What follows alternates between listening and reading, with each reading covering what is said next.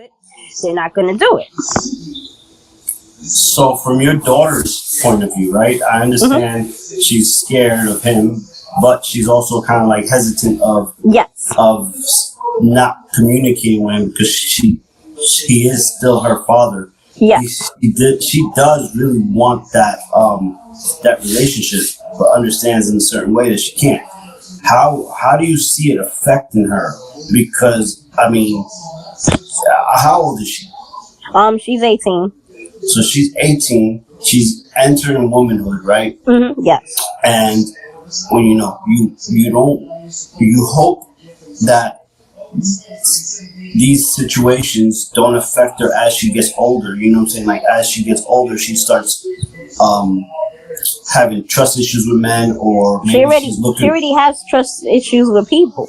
Yeah. It's like she can't really trust people. Yeah, and or maybe looking for men who are like her daddy. You know, I mean, like it can, this stuff can bring a multitude of issues towards your daughter in the next decade.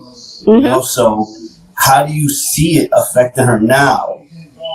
Like, it must be small signs, but you have to see something on how she's affected. Is she sad?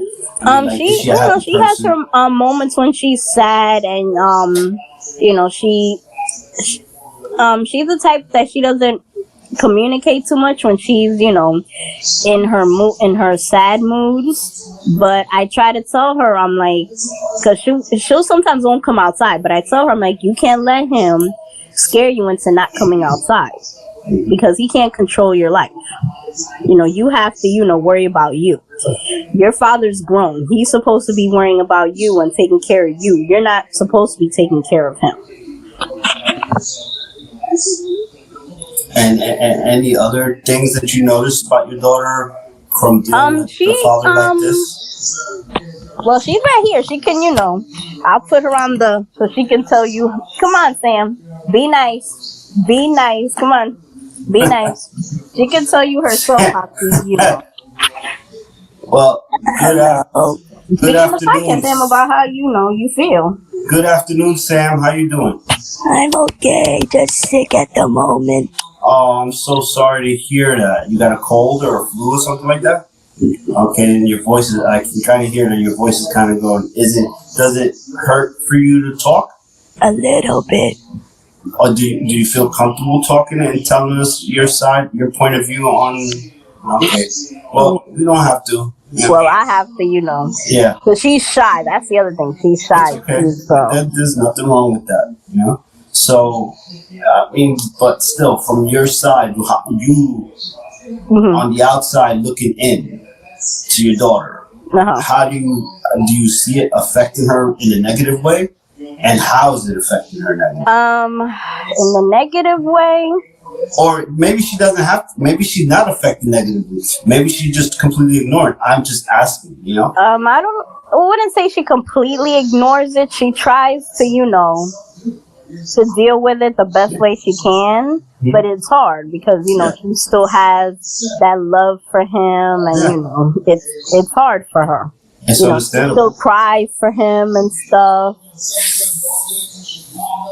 And myself as a father of two, right? I'm not. We have separate homes, so we're separated. Me and the mother, we're separated. We have separate homes. The kids grew up in two different households, and from a father's point of view, my point of view personally, and I hope to believe that most men are like this, but we want our kids to grow up better than us, and we want to support them and protect them and make sure that everything is copacetic, that when they go out to the world, they understand the dangers and also know when to get out of the dangers. I taught my daughter how to fight from a very early age in case some dude tried to touch her. You know what I'm saying? Of course. So, it's hard for me to listen to this man threatening his daughter and trying to rob her. Like, that's That's fucking crazy. It is. It's very crazy. And just like,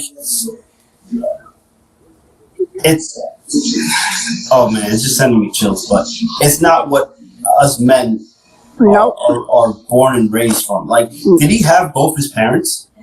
He had his father, but as I said, his father was an alcoholic also, and abusive. so his father wasn't around as much. Okay. He had his stepfather, but his stepfather he was a handful from when he was little. Mm-hmm. So, and then his mom used to drink too, so that basically didn't help him either. So how do you guide your daughter through this? Like, what is your story on trying to help her out?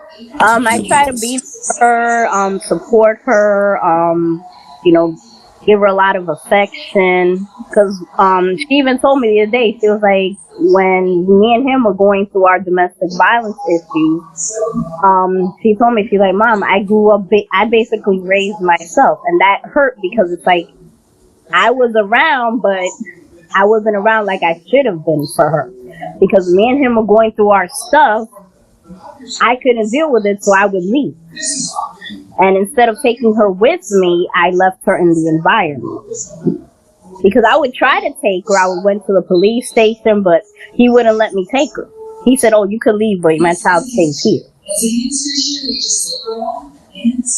And that made it hard for me to, because I would, not that I would leave, the house, and not come back. I would go for like maybe to a store to just, clear my head and get away from him. Because this man, he literally put my head up against the wall. He would hit me with boots. He would hit me with belts. And it was like, I dealt with all of that. And how long was you dealing with that physical violence? I've been dealing with that for 14 years. Okay, so for 14 years, you've been dealing with physical abuse, but then in the last 6 years, you've been dealing with his alcoholism. Yes. So, I have to ask the question. Mm-hmm. Why did you deal with 14 years of physical abuse? At the time, I was. What made you stay? The abuse, because I wanted my daughter to grow up with her parents, because I had grown up with both of my parents, and I never saw them fighting or anything like that. So I wanted to give my daughter the chance to have both of her parents together. That's why I stayed for her. So you would take a slap, a kick here and there just because you wanted both parents. Yes. And that was your main reason. And then she was my main, priority at the time. I didn't care about, I cared about what I was going through, but she was my main, because it's time to have her. You were sacrificing yourself. Yes. And then it led into alcohol. Yes. And with the alcohol in place with the violence, was it much worse than the actual, just the physical violence alone? I would say it was both. Both instances were bad, But when I finally had enough, I spoke to my family, I spoke to my brother, my sister-in-law, and I said, I gotta get friends. And they came, they helped me, they went to court with me, So tell us, what was the breaking point? What was it that made you say, hey, this is it, I'm done? The breaking point for me was when he took my head and put it against the wall. So tell us about that day. Tell us about that story. Tell us how it came down. What led to that, but all of a sudden he just took my head and just hit me against the wall of the closet, and after that I said no more. That was it. And I said I can't deal with this no more. How many times did you put your head to the wall? I would say it was maybe 2 or 3. And that's all he did. He did that day. I said he hit me with a belt, he hit me with a boot. What? Yes. He took out the correa? Yes, yes, he did. And then he hit you with a boot. Yep. Like he wasn't wearing the boot. He had it in his hand and hit you with a boot. No, he didn't have it in. He wasn't wearing it. He just had it on the floor, and he just hit me with the boot. He pushed me in the bathtub. He has done a lot. But that day, I'm talking about just that day alone. That day with the boot, that when he hit me, when he put my head, I said no more. I said I gotta get out of this. I can't.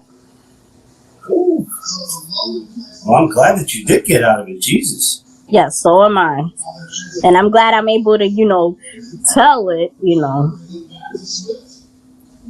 And how many times did you end up going to the hospital? I went to the hospital a few times. And in the hospital, nobody ever questioned you? Because I know it's by law, they're supposed to report. Yes, but nobody, no. And I was embarrassed too. I'm the type, at the time, I didn't really, I felt embarrassed to, say what was going on. So I just basically kept it quiet. But I would go to the police station in the nighttime, when I would go out for a walk or say I'm going somewhere, and I would go to the police station and report him. So it wasn't like I didn't do anything, but... And I kept records of everything that he did. I kept the text messages that he sent me. He put me through a lot. So, still up to this date, the court hasn't been able to do anything, or have they done something? Well, I recently got another temporary restraining order against him. We have to go back to court on December 10th to hopefully make it permanent, but he doesn't go to court. Yeah, it doesn't matter if he doesn't go to court. You show up. That's all that matters. I show up, and they just give me another day to go. Yeah, it's a stupid, tedious process. Yes. But you have to continue the process for it to get done, because eventually what happens is that there's going to be a certain amount of time of him not showing, and the court's just going to be like, fuck it, he doesn't care, so boom, we're going to hit him with this. Yes. That's it. So, case closed. Yeah. So that's what he needs. Mm-hmm. Yeah. And then hopefully they'll send a warrant out for his arrest. No, they told me that one of the detectives told me that they're actually looking for him. So. Well, yeah, they're looking for him to show up to court, I think, right? But not to arrest him because he's Or I did before I went to court. They told me that they're looking for him to arrest him.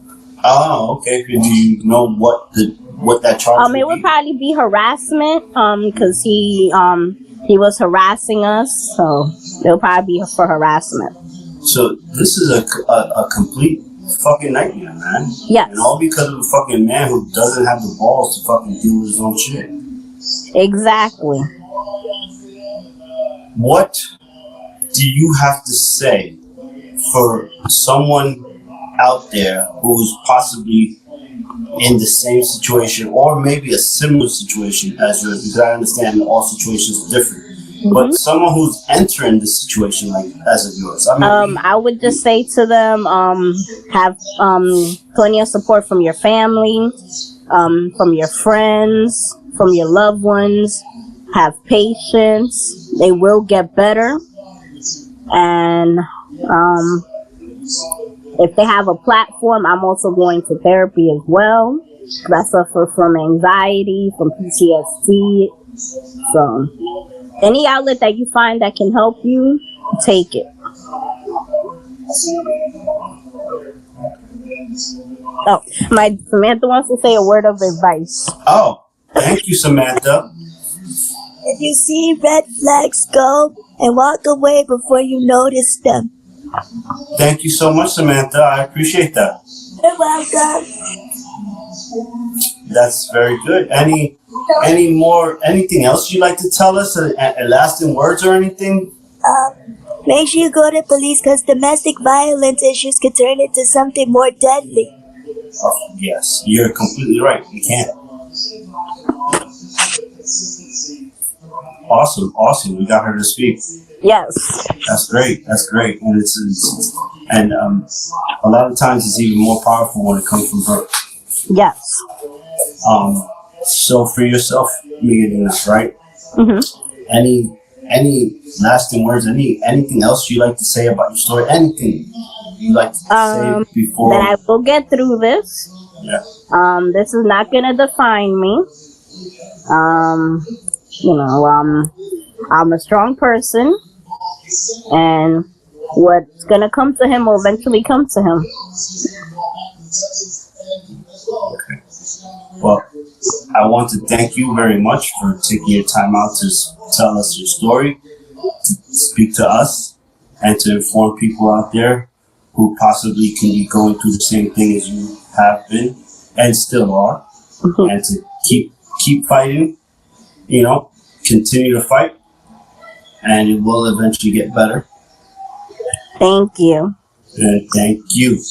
Thank you for the opportunity to speak, because I've never done a podcast, so thank you. Awesome. Hopefully we'll have you on again, okay? Okay, anytime. All right, this is NYC Boom from the Double A Club Podcast.